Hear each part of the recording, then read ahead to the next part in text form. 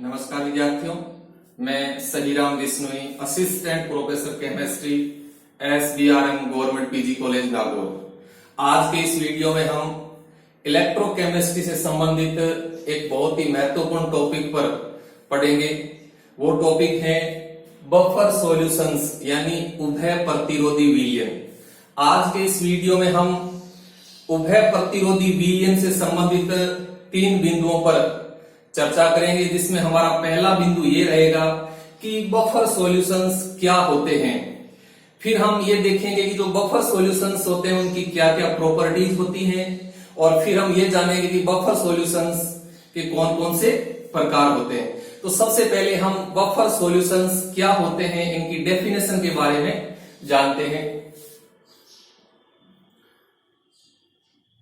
Buffer solutions ऐसे solutions होते हैं जिनमें थोड़ी मात्रा में यदि हम अम्ल या क्षार मिला दें तो इनके पीएच मान में कोई परिवर्तन नहीं होता है। तो ऐसे विलयन को हम उभय प्रतिरोधी विलयन यानी बफर सॉल्यूशंस कहते हैं। तो देखो, बफर सॉल्यूशंस की परिभाषा क्या हो गई, यानी ऐसे विलयन जिनमें सूक्ष्म मात्रा में अम्ल या क्षार मिला देने पर इनके पीएच मान में कोई परिवर्तन नहीं होता है।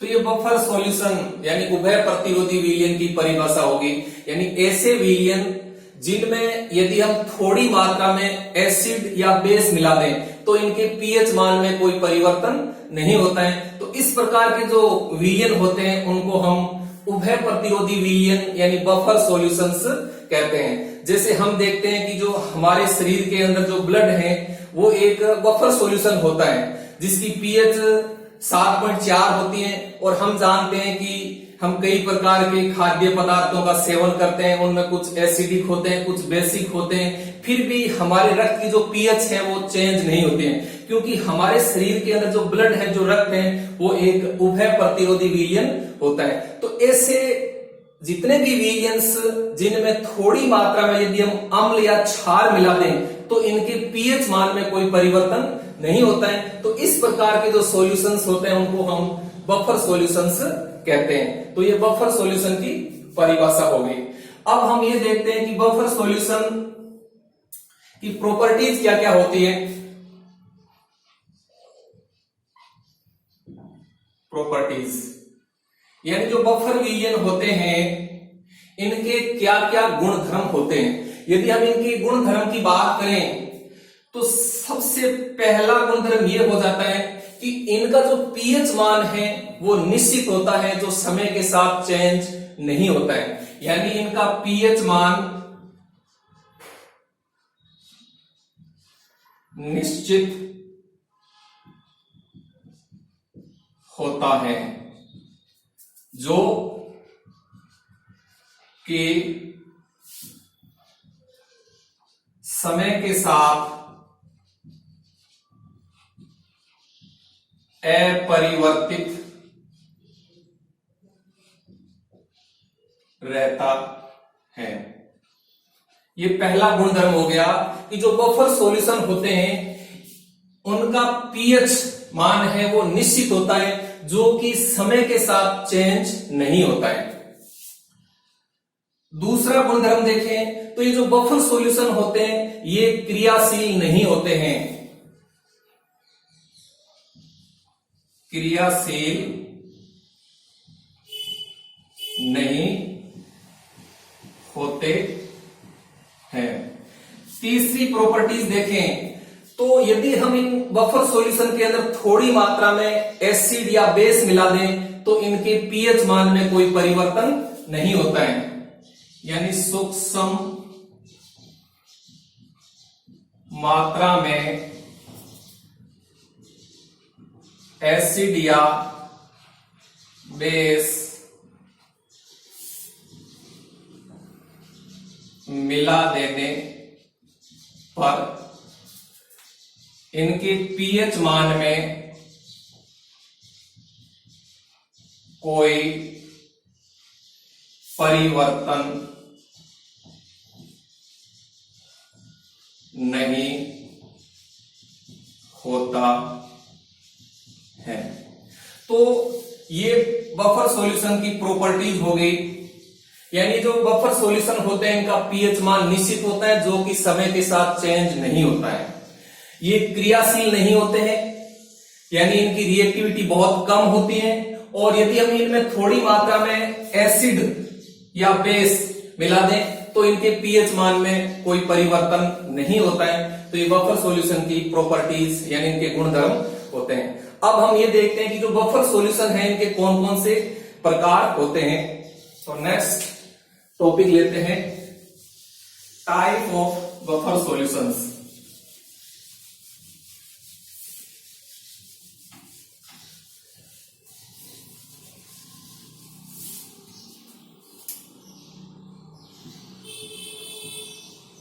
Types of buffer solutions. ये जो बफर विलयन होते हैं ये मुख्यतः दो प्रकार के होते हैं। एक तो होता है सिंपल बफर सॉल्यूशन और दूसरा प्रकार होता है मिक्स्ड बफर सॉल्यूशन। तो पहला प्रकार हो जाता है सिंपल बफर सॉल्यूशन, यानी साधारण बफर विलयन, साधारण उभय प्रतिरोधी विलयन। और जो दूसरा प्रकार होता है वो होता है मिक्स्ड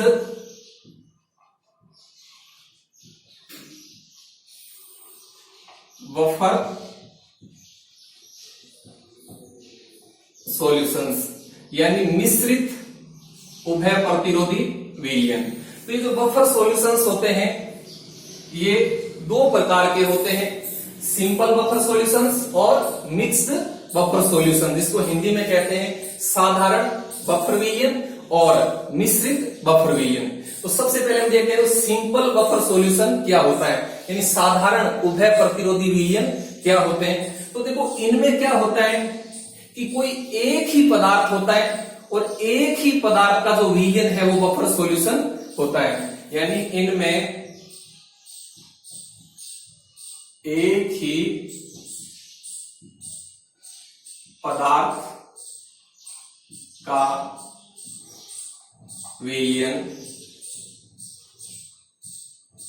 होता है, यानी इनमें एक ही पदार्थ का विलयन होता है जो कि बफर सॉल्यूशन का कार्य करता है। तो जब किसी एक ही पदार्थ का विलयन बफर सॉल्यूशन का कार्य करता है तो इस प्रकार के बफर सॉल्यूशन को हम सिंपल बफर सॉल्यूशन यानी साधारण उभय प्रतिरोधी विलयन कहते हैं। तो यहां हम यदि एग्जाम्पल की बात करें तो इस कैटेगरी के अंदर वीक एसिड और वीक बेस से बने जो साल्ट होते हैं उनके जो विलयन होते हैं वो सिंपल बफर सॉल्यूशन होते हैं, यानी वीक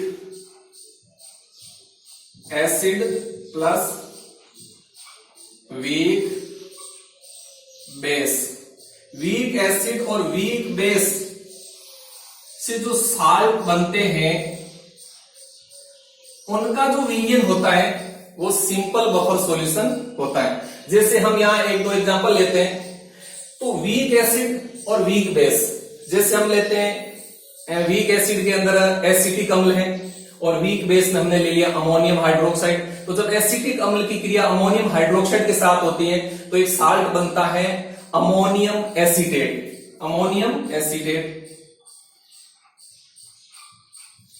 अमोनियम एसीटेट। तो जो अमोनियम एसीटेट का जो विलयन है वो एक सिंपल बफर सॉल्यूशन होता है, क्योंकि जो अमोनियम एसीटेट है इसका जो निर्माण है वो एसिटिक अम्ल और अमोनियम हाइड्रोक्साइड से होता है, और एसिटिक अम्ल एक वीक एसिड है और अमोनियम हाइड्रोक्साइड एक वीक बेस होता है। तो अमोनियम एसीटेट का जो सॉल्यूशन है वो एक सिंपल बफर सॉल्यूशन होता है।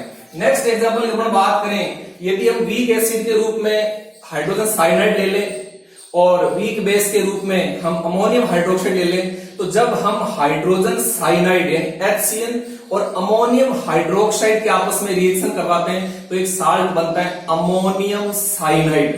तो अमोनियम साइनाइड का जो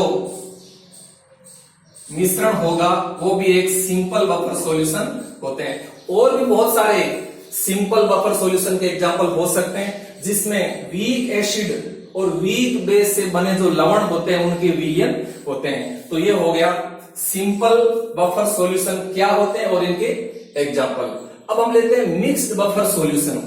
तो देखो यहाँ मिक्स्ड बफर सॉल्यूशन में क्या होता है, यानी मिश्रित उभय प्रतिरोधी विलयन क्या होते हैं, इनमें दो या दो से अधिक पदार्थों का जो मिश्रण है वो बफर सॉल्यूशन का कार्य करता है। यानी कहने का अर्थ हो गया इनमें दो या दो से अधिक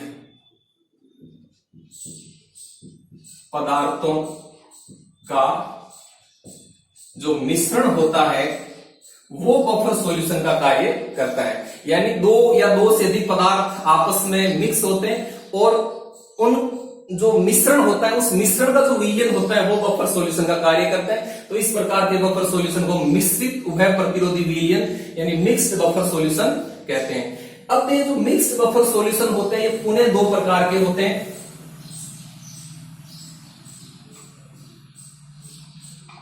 जिसमें एक प्रकार होता है एसिडिक बफर सॉल्यूशन और दूसरा होता है basic buffer solution. Acidic buffer solution यानी अम्लीय बफर विलयन और दूसरा होता है बेसिक बफर सॉल्यूशन, क्षारीय बफर विलयन। यानी जो मिक्स बफर सॉल्यूशन है ये दो प्रकार के होते हैं, एसिडिक बफर सॉल्यूशन और बेसिक बफर सॉल्यूशन। अब देखो एसिडिक बफर सॉल्यूशन क्या होते हैं, बेसिक बफर सॉल्यूशन क्या होते हैं, इनके कौन कौन से एग्जांपल होते हैं, इनके बारे में हम देखते हैं।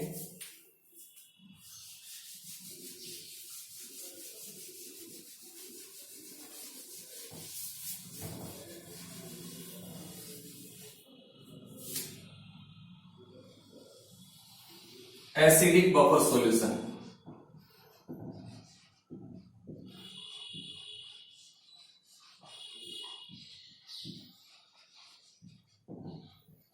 एसिडिक बफर सॉल्यूशंस और दूसरा प्रकार होता है बेसिक बफर सॉल्यूशंस।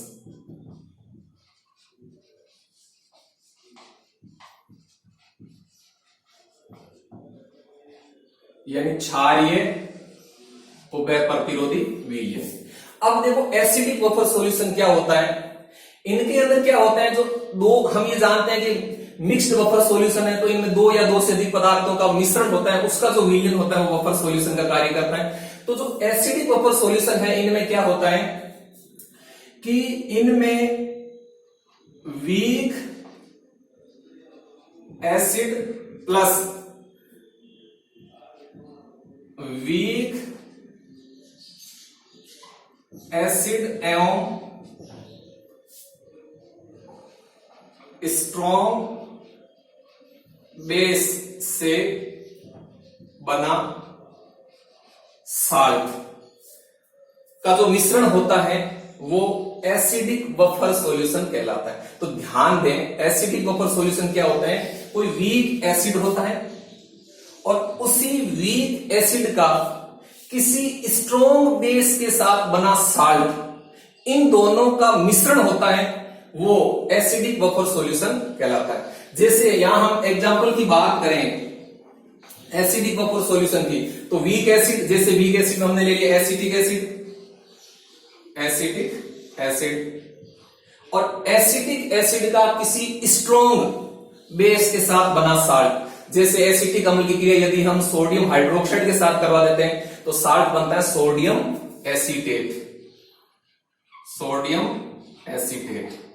तो देखो एसिटिक अम्ल और सोडियम एसीटेट का जो मिश्रण है वो एसिडिक बफर सॉल्यूशन होता है। इसके और भी हम बहुत सारे एग्जांपल ले सकते हैं। जैसे सपोज कीजिए, मान लीजिए हमने हाइड्रोजन साइनाइड लिया है, ठीक, हाइड्रोजन साइनाइड। तो हाइड्रोजन साइनाइड एक वीक एसिड है और इस हाइड्रोजन साइनाइड का किसी स्ट्रॉन्ग बेस के साथ, मान लीजिए हम हाइड्रोजन साइनाइड की क्रिया पोटेशियम हाइड्रोक्साइड के साथ करवाते हैं तो इधर अपना साल्ट बन जाता है पोटेशियम साइनाइड। तो हाइड्रोजन साइनाइड और पोटेशियम साइनाइड का मिश्रण एसिडिक बफर सॉल्यूशन होता है। इस प्रकार के बहुत सारे एग्जांपल हो सकते हैं, लेकिन हमें ध्यान ये रखना है कि जो एसिडिक बफर सॉल्यूशन होते हैं उनमें कोई वीक एसिड और उसी वीक एसिड का किसी स्ट्रॉन्ग बेस के साथ बना साल्ट, इन दोनों का मिश्रण होता है। जैसे एसिटिक अम्ल और sodium acetate, hydrogen cyanide, potassium cyanide. इसके अलावा और भी बहुत सारे एग्जांपल हो सकते हैं। अब देखो, जो ये एसिडिक बफर सॉल्यूशन होते हैं इनका जो पीएच मान है वो सदैव 7 से कम होता है। यानी इनका जो पीएच मान है वो 7 से कम होता है, ठीक। इनका पीएच मान है वो 7 से कम होता है। अब हम देखते हैं कि बेसिक बफर सॉल्यूशन, क्षारीय बफर विलयन, जिस प्रकार से अम्लीय बफर विलयन होता है उसी प्रकार से क्षारीय बफर विलयन होते हैं। देखो, क्षारीय बफर विलयन में क्या होता है कि वीक बेस होता है और उस वीक बेस का किसी स्ट्रॉन्ग एसिड के साथ बना साल्ट, यानी वीक बेस, वीक बेस एवं स्ट्रॉन्ग एसिड से बना लवण।